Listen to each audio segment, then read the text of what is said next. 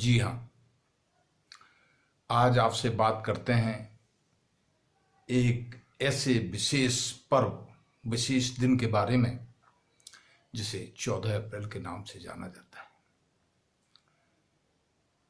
अगर किसी से भी पूछा जाए कि ये 14 अप्रैल का दिन क्या है, तो शायद पूरे विश्व में लोग कहेंगे कि हाँ, इसी दिन डॉक्टर भीमराव अंबेडकर साहब का जन्म हुआ था, जिस महापुरुष ने अपने पिता श्री रामजी सकपाल को दिए वचन के अनुसार कि हम देश की आज़ादी के साथ साथ इन लोगों को भी आज़ाद करेंगे जो आज घृणित व्यवस्था के शिकार हैं, सदियों से जिनका शोषण किया जाता है, छुआछूत की मार जिनको दी जाती है, शिक्षा का अधिकार जिनको नहीं है, हर ऐसी व्यवस्था जो ठीक होती है उससे वंचित हैं। ये लोग अलगाव का जीवन जीते हैं। ऐसे लोगों को भी हम आज़ाद करेंगे और उन्होंने अपने इस वचन को निभाया और एक ऐसा ग्रंथ लिखा जो ग्रंथ इन लोगों की, इन वंचितों की आज़ादी के साथ साथ देश की आज़ादी और देश को एक करने के लिए जरूरी सा बन गया। उसी ग्रंथ को आज भारतीय संविधान के रूप में जाना जाता है। महान है ये ग्रंथ। इसमें ऐसे ऐसे नियम, ऐसे ऐसे विधान, ऐसे ऐसे कानून जिनमें इन वंचितों को हक मिले, नारियों को हक मिले, पढ़ने का हक मिले, जिस साक्षरता के बारे में हम आज बात करते हैं, और सारा ही ये जो समाज है जिसे हम खासतौर से स्त्री समाज कहेंगे, आज जिस तीव्रता से ये आगे बढ़ रही हैं, उस तीव्रता की देन है डॉक्टर BR अम्बेडकर साहब। उन्होंने शिक्षा का एक ऐसा आह्वान किया और बराबरी का एक ऐसा आह्वान किया और नारी मुक्ति का एक ऐसा आह्वान किया कि आज भारत की नारी नहीं, बल्कि हम तो ये कहेंगे कि पूरे विश्व की नारी उनकी ऋणी है।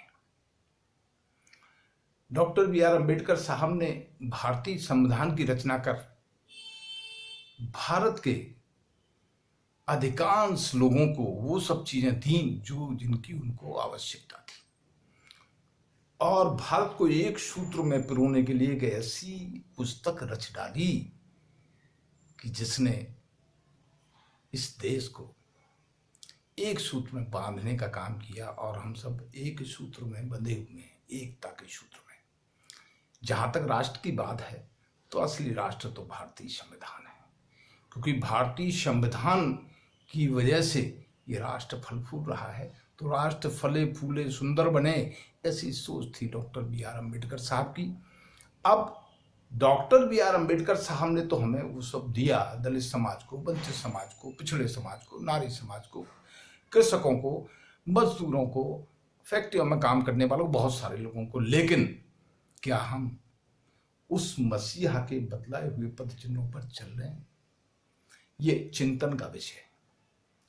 दरअसल हर व्यक्ति अपने आप को श्रेष्ठ समझता है, इसलिए हम अगर ये बात कहें कि डॉक्टर BR अम्बेडकर साहब के जो भी बतलाए नियम हैं उन पर चलने की आवश्यकता है, कोई माने न माने, लेकिन अगर उसका मन ये कहता है कि नहीं, बाबा साहब डॉक्टर BR अम्बेडकर साहब के हम सब ऋणी हैं, और डॉक्टर BR अम्बेडकर साहब ने जिस विद्वता से, जिस महानता से, जिस श्रेष्ठता से हम सबका जीवन सुंदर किया, हमारा फर्ज बनता है कि हम उस महापुरुष के बताए हुए पद चिन्हों पर जरूर चलें। ऐसी ऐसी बातें उस महापुरुष ने बताई कि अगर हम जीवन में अपना लें तो शायद ये जीवन सुंदर ही नहीं, अति सुंदर बन जाएगा, और विकास निरंतर रहेगा इस जीवन में, सदा ही रहेगा इस जीवन में।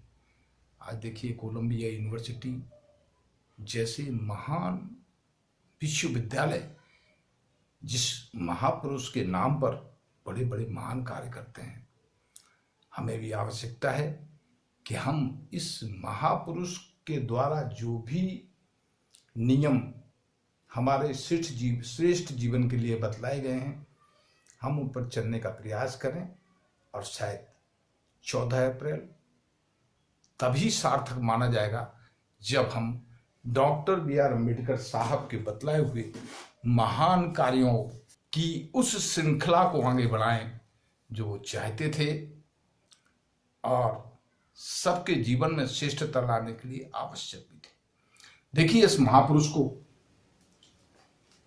कितना महान कार्य किया। इस महापुरुष ने, जिसको हम डॉक्टर B.R. अम्बेडकर साहब के नाम से जानते हैं, कितना तपाई अपने जीवन में, तब जाके इसने वो चीजें हमें दी जो हम सबके लिए आवश्यक थी, श्रेष्ठ जीवन के लिए आवश्यक थी।